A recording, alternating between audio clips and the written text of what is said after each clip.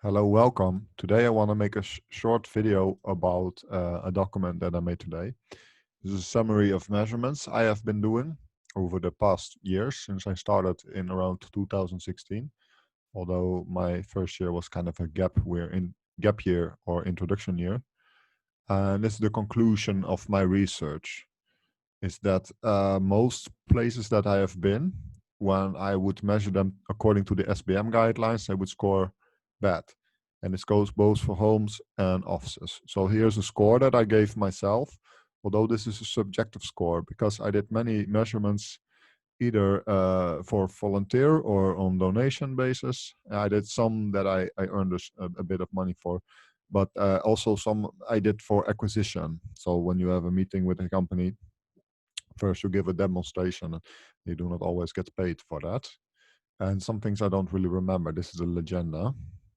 And my main guideline are the SBN guidelines, but because you have to look for a house, there's many different rooms. So I cannot do each room separately. So this is just like more like a rule of thumb kind of thing, but it's just to give you an indication.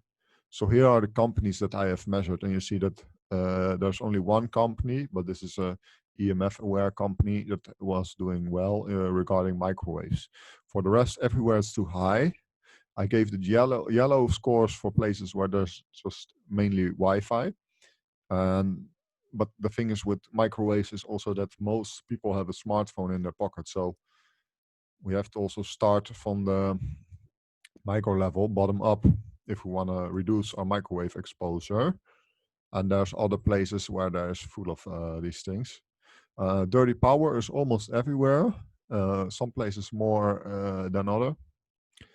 But we see it especially a lot in the more older buildings with, for example, CFL lighting. And I did some body voltage measurements, but at one point I said, okay, this is not included in my demonstration. People have to pay for exclusivity with NGA, so I didn't do that everywhere.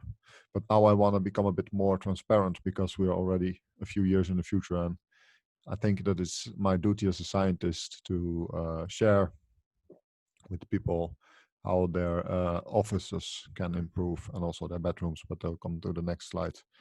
And electric fields are everywhere a problem. It's almost everywhere the same, but more research is needed. And then here we see this is the houses.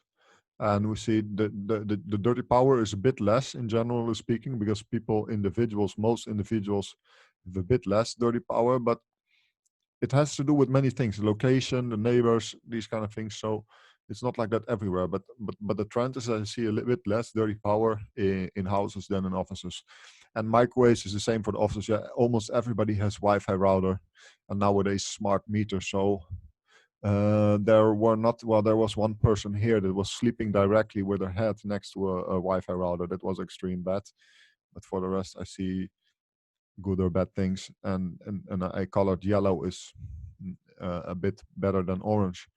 But some people have more signal from outside than others. But like I said already, it's better to start bottom up. Then regarding the body voltage, most people put their bed next to the wall, and most walls contain electric cables. And a lot of walls conduct these electric fields from these electric cables.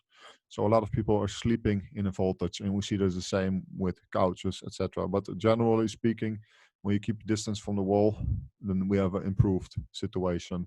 There were some extreme cases, and this is especially when people had their bed next to a wall, and sometimes next to an electricity cable in that wall.